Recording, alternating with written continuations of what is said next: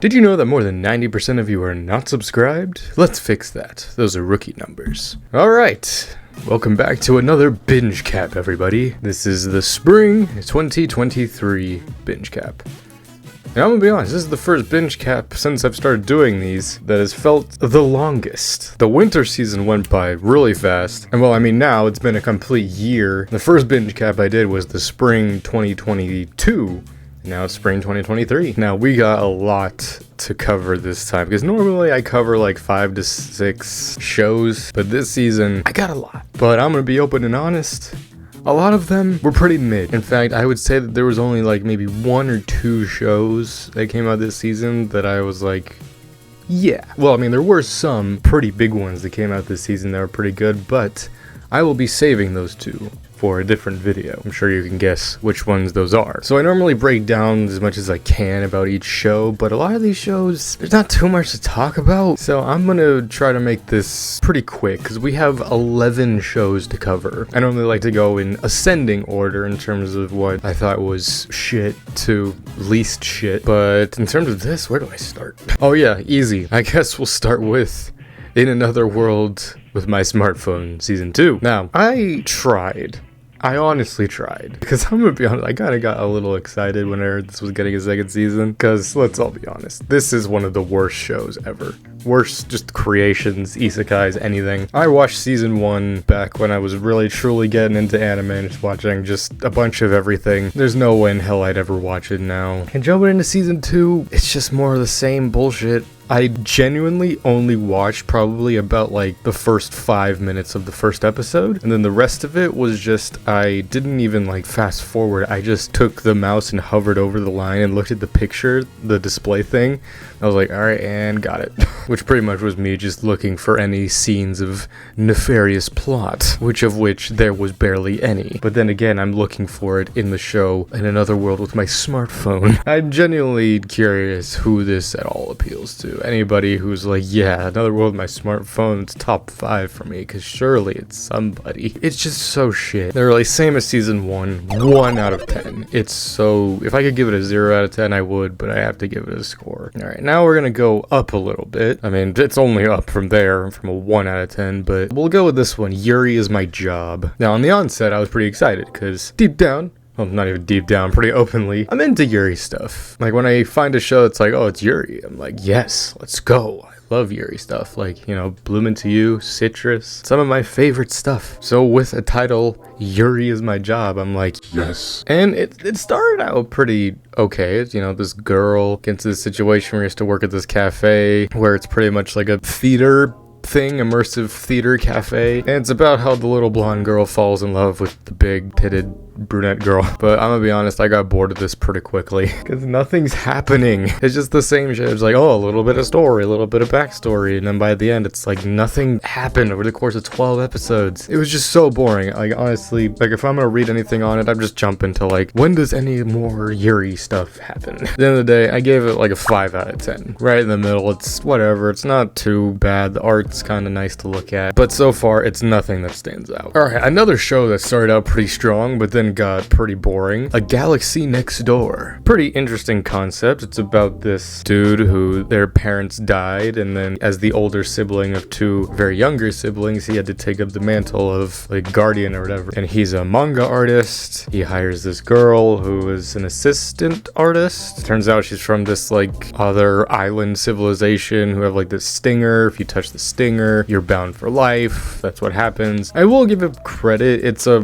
romance that sort of just gets right into the romance, and there is development, but I thought it was gonna be more like supernatural and whatnot, but it really doesn't go anywhere. It's just kind of sad because I'm in an era now where I can't really just watch something for what it is anymore. I need like some substance, I need something to it, and this didn't really have much of anything. I'm not really too fussed about it. I give it a 6 out of 10. It's fine. Like, it's not truly mid, it's just kind of eh. Next one. This is one that genuinely surprised me because I kept seeing art of this and I was like, maybe I should give this a shot. Now, I don't remember the exact title of this, but something along the lines of my one-turn kill older sister in another world. Now, normally isekai, it's not really my type of genre because it's like all the same for the most part. It's just how can we be in another world with a different kind of twist. But what sucked me into this one is just like the art and animation, at least early on, was surprisingly good. Again, pretty much the story, this brother dies and his very obsessive and head over heels for her younger brother, older sister, then kills herself so she can follow him to the afterlife. But then they get isekai, they go to this other world and it's fantasy stuff. And then it's like the sister turns out to be insanely OP. It's the older sister version of the MILF isekai. But yeah, this one surprised me for the most part. I still ended up skimming most of it. That's what happened with most of these shows. I just ended up like skimming through them. Like even though it's only 20 minutes, it's just like I could be doing other stuff. I mainly just consume these shows so I can make this video. You know, waifus, pretty hot. Story was whatever though. I'd say I'd still give it a pretty solid 7 out of 10. 7 out of 10 is more or less my average. It's like, it was pretty decent. But I'm gonna be honest, this would probably work better as a hentai. Next one, Terrace of Goddess Café. Like, come on. This is literally quintessential quintuplets, but at home. But I will give this show credit because right away I was already like dissing it. Like if you go on Crunchyroll for the first episode of this, you could probably find my comment that's just like, just watch quintessential quintuplets. So like going into it, I was kind of just like, this is not gonna be anything. But surprisingly, it went up a bit. Like more recent episodes, I was more intrigued. It's definitely a lot more ecchi forward than quintessential quintuplets is. That's more or less what I'm here for with this kind of show. So I'll give it credit for that. It leans into that a little more. As one note, as the characters are for the most part, there's at least something else to them that keeps you intrigued, so I at least give it points for that. But I mean, it is kind of bland. I wouldn't recommend it for anybody. Again, at the end of the day, if you want a show in which it's a harem, you want it to be good, just watch quintessential quintuplets. It's amazing, and don't watch this. But the Café Terrace Goddess show, I would still give it an easy 7. It surprised me the more I continued to watch it. Alright, this one was one I was actually looking forward to watching when I saw the trailer for it, and that is Loving Yamada-kun at Level 999, show about gamers falling in love. This one definitely hooked me pretty early on. I really loved like the first couple episodes, but unfortunately, as it went on, it started to lose me, and now at the end, it's like, this kind of fell off. Like, it's not bad. I'm sure if you binged it entirely, it'd probably be better. It just kind of felt like a hodgepodge of like gamers and My Dress Up Darling, but with none of what made those shows funny or interesting. Again, the first episode I think is pretty good, like episode 1, 2, like it's pretty funny, introduces the concept pretty well, but just going forward, it's like, it's kind of bland. Let these two get together and let's just get this over with. It's like the basic story, it's this girl who got dumped by her boyfriend, but she's really into this game in which it's like she's part of this guild. She goes to this meetup, she meets this guy who's part of their guild, who's really high level, it's the level 9999, and then it's about this romance of her falling in love with this guy and whatever, and yeah, all over this game. Again, it starts really strong, and it's not really anything special by the end. So I'd give it like a 6 out of 10. It's whatever. This next one, I might get some flack for, but Tengoku Daimakyo, or in English,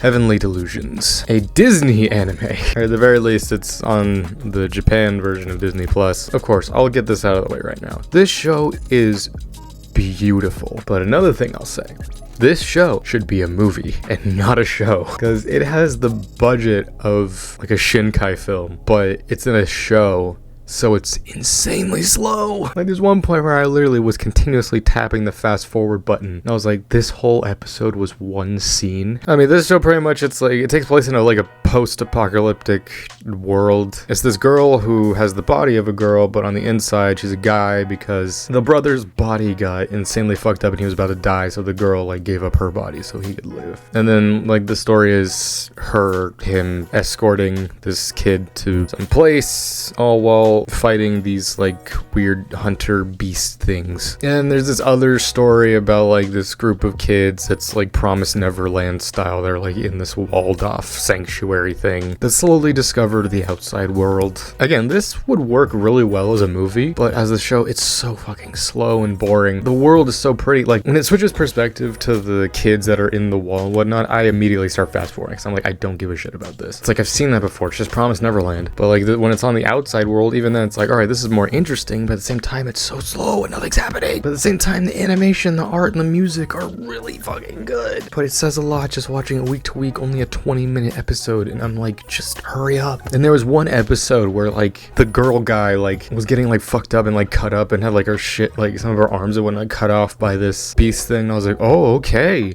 this is brutal, this is awesome, we're getting into some good shit. Then she wakes up and the guy's like, wake up, like it was a hallucination. I'm like, really? It's a show that has a lot of potential. Again, it should be a movie, not a show. Do I recommend it? I guess if you're into just art stuff, you like good animation, whatever. At the end of the day, I would give it like a 4 out of 10. Now we're gonna get into more of the stuff that I'm gonna praise. I'll start with Skip to Loafer. A lot of these shows started very strong and I was definitely hooked, and then going into the later episodes, I lost interest, but still kept watching just because, again, to make this video. This one was one where it peaked in the first couple episodes, and then it didn't like dive bomb, but it like kind of flatlined for me. It was a cute story. It's like this girl from like, you know, country bumpkin moving to the city to make friends, and you know, she wants to, you know, become like a governor one day. So it's just about her learning life, and then she meets this guy who's very happy-go-lucky, free spirit. I will give it credit at the very least. It's like it's a romance in which it's not heavy into the romance. The girl barely understands like what it's like to fall in love, and I will also give credit. It's like I'm pretty sure there was never a point where any of them even like internally said that they liked the other person. So this is one where it's like if there's more, there's more.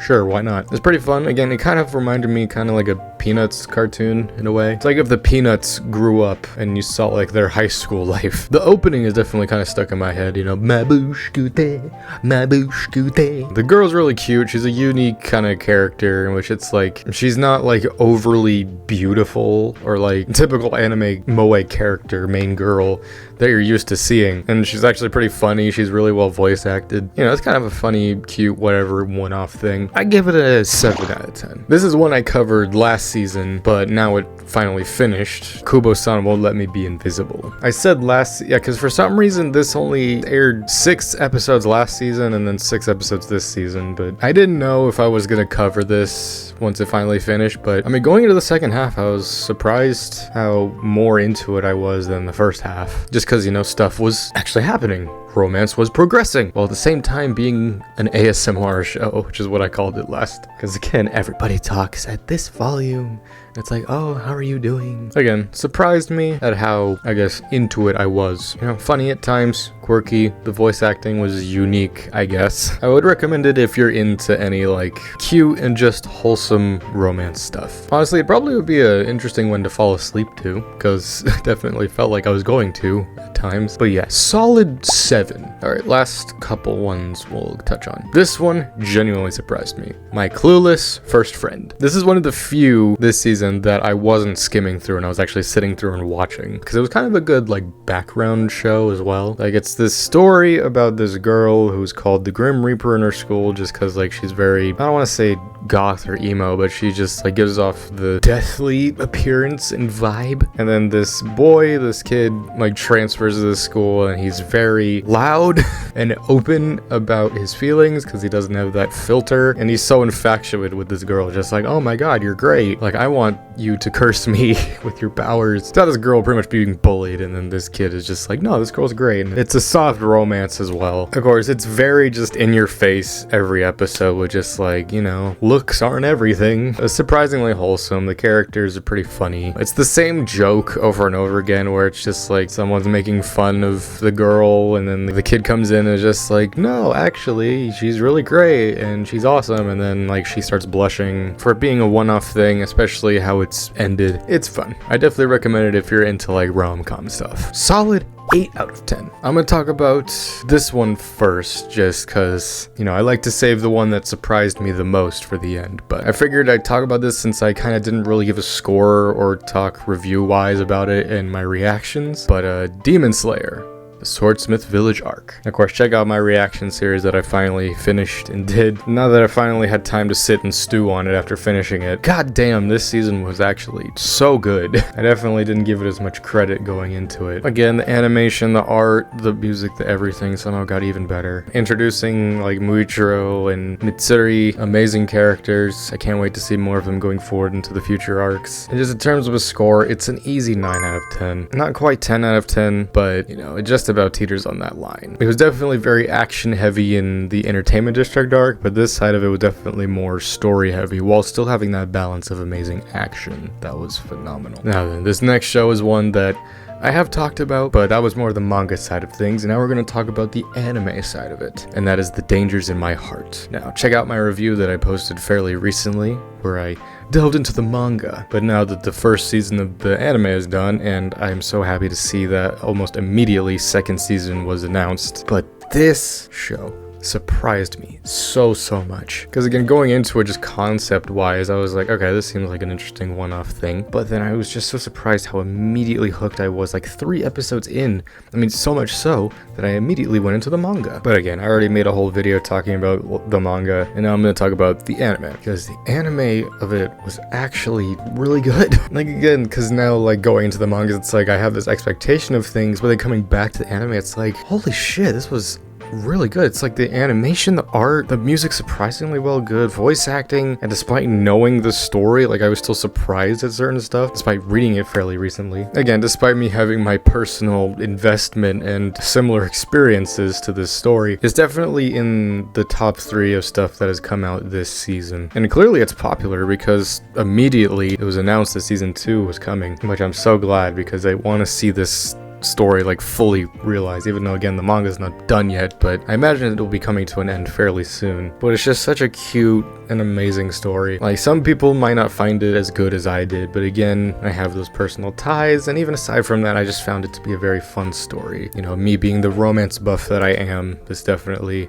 has shot its way up to my tops. I mean, it shows. I immediately went into the manga, but even so, I won't give it like a 10 out of 10. That just doesn't seem right, but 9 out of 10, an easy earn for that. Alright, whew, that was a lot to cover. But yeah, that more or less was the Spring 2023 binge cap. Holy shit. Again, this season felt pretty long. It's mainly because this is the first season where I haven't been doing a reaction series to anything. Because the Demon Slayer thing I just blew through in this last week. But like a week-to-week reaction thing, so it's like stuff has felt pretty slow. But also at the same time, there hasn't really been shows in which it's like, oh, I can't wait to watch this. Because like the 2 shows that I'll be talking about in another video, I waited until they were pretty much done and then I watched them. I mean, this season, it had its peak shows, but in terms of just the other stuff, it was whatever. But of course, I am absolutely looking forward to now the summer 2023 season, because there is so much stuff coming. We got Jujutsu Kaisen Season 2, Masamune-kun's Revenge Season 2. What else?